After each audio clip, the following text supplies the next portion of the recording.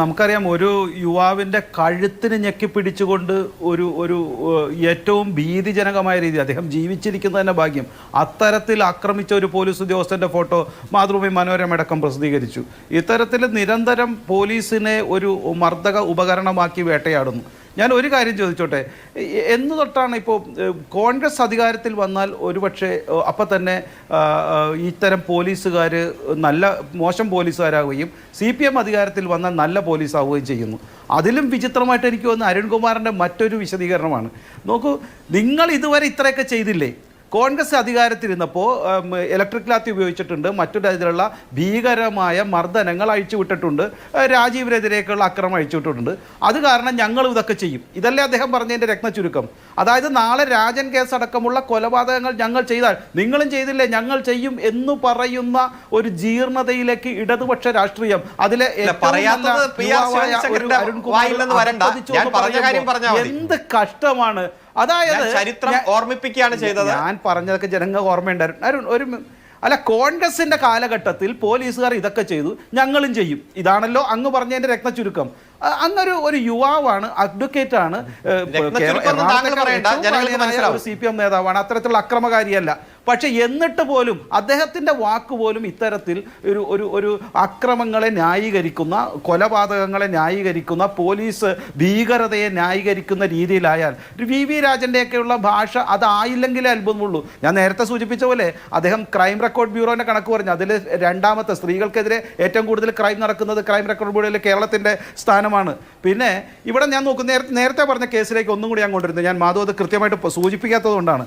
ഇവിടെ സംസ്ഥാനത്തെ ഇവർ പറയുന്നുണ്ടല്ലോ, പോലീസ് യൂത്ത് കോൺഗ്രസ് ചെയ്ത ന്യായത്തിനെതിരെ ചെറിയ കേസെടുത്തപ്പോൾ അവിടെ ഇവർ പറയുന്ന ഈ പറഞ്ഞ 332 ആയും 333യും 333ഉം 332 ചെലവാക്കിയില്ല. അവർക്കെതിരെ ഇപ്പം ഇദ്ദേഹം പറയുന്നത് പോലെ പോലീസ് കണ്ടുകൊണ്ട് നിൽക്കെ അവിടുത്തെ ഭരണാധികാരിയെ കൊല്ലുവാൻ ശ്രമിച്ചുവെങ്കിൽ എന്തുകൊണ്ട് 307 ചാർജ് ചെയ്തില്ല? എന്തുകൊണ്ട് 308 ഒന്നും ചാർജ് ചെയ്തില്ല? അപ്പോൾ ഇതെല്ലാം മനസ്സിലാക്കുന്നത് അവിടുത്തെ പോലീസ് കൃത്യമായി എടുത്തു. അവിടെ 307 303 യൂത്ത് കോൺഗ്രസിനെതിരെ ചാർജ് ചെയ്യാനുള്ള സാധ്യതയില്ല. അവിടെ 323 പോലും ചാർജ് ചെയ്തിട്ടില്ല.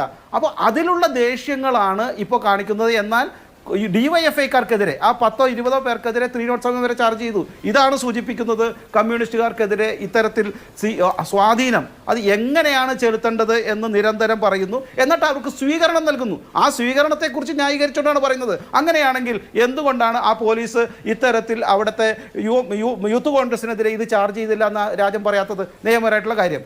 രണ്ട്, ഞാൻ മനസ്സിലാക്കുന്നത്, ഞാനൊരു പൊളിറ്റിക്കൽ ആരോപണം എന്ന രീതിയിൽ വേറൊരു കാര്യം പറയാൻ ആഗ്രഹിക്കുന്നു. 2-3 ദിവസമായി ശ്രീ ഗോവിന്ദൻ നടത്തുന്ന പ്രസ്താവനയുടെ ഒരു രാഷ്ട്രീയം നമ്മൾ മനസ്സിലാക്കണം. അദ്ദേഹം പറഞ്ഞത് എന്താ? കേന്ദ്രം പൂർണ്ണമായി പരാജയമാണ് ഈ സ്വർണ്ണക്കള്ളക്കത്ത് കേസിൽ എന്നുള്ളത്. അതായത് യഥാർത്ഥ പ്രതിയെ പിടിക്കുന്നില്ല. അതായത് ശിവശങ്കരനല്ല യഥാർത്ഥ പ്രതി, ഇനിയും ഒരു പ്രതിയുണ്ട്, നിങ്ങൾ പിടിക്ക് എന്ന് അമിത്ഷയോട് വെല്ലുവിളിക്കുകയാണ്. അതിൻ്റെ അർത്ഥം എന്താ? അതർത്ഥം മനസ്സിലാണെങ്കിൽ അതിൻ്റെ 2 ദിവസം മുമ്പ് അദ്ദേഹം ഒരു പ്രസ്താവന ഇറക്കി. ഗോവിന്ദ മാഷ് എന്താ പറഞ്ഞ്?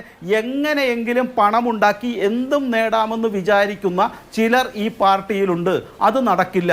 അദ്ദേഹത്തിൻ്റെ പാർട്ടിയിൽ CPMൻ്റെ സംസ്ഥാന സെക്രട്ടറി എന്ന നിലയിൽ അദ്ദേഹത്തിന് ആക്ഷൻ എടുക്കാമല്ലോ. അദ്ദേഹത്തിൻ്റെ താഴെയാണ്, എന്തും പണം വെച്ചുകൊണ്ട് നേടാമെന്നുള്ള ആളാണെങ്കിൽ അപ്പോൾ അദ്ദേഹം ആക്ഷൻ എടുക്കുന്നില്ല, അല്ലെങ്കിൽ അദ്ദേഹത്തിൻ്റെ കീഴിലല്ല ആ ആള് എന്ന് വരികിൽ ആരായിരിക്കും പണം കൊണ്ട് എന്തും നേടാമെന്ന് ആഗ്രഹിക്കുന്ന ആൾ? അത് ജനങ്ങൾ തീരുമാനിക്കട്ടെ. അപ്പോൾ ഇവിടെ CPMൻ്റെ ഇടയിൽ ശക്തമായ ഒരു ചേരിതിരിവുണ്ട്. ഇത് ഈ കള്ളക്കടത്ത് കേസിൽ പിണറായിയെയോ പിണറായിയുടെ ബന്ധുക്കളെയോ ഈ BJP അറസ്റ്റ് ചെയ്താൽ ഉണ്ടാകുന്ന രാഷ്ട്രീയമായ ഒരു വാക്യൂം ഫേസ് ചെയ്യാനായിട്ട് വെയിറ്റ് ചെയ്യാണ് CPMലെ നേതാക്കൾ. അതിനുള്ള വലിയ രീതി നടക്കുന്നത് നമുക്കറിയാം. EP ജയരാജനൊക്കെ പിണറായി വിജയന്റെ മഹത്തരമായ കാര്യമാണ് ഈ നാട്ടിലേക്ക് ചെയ്യുന്നതൊക്കെയുള്ള പ്രസ്താവന നടത്തിയിട്ടുണ്ട്.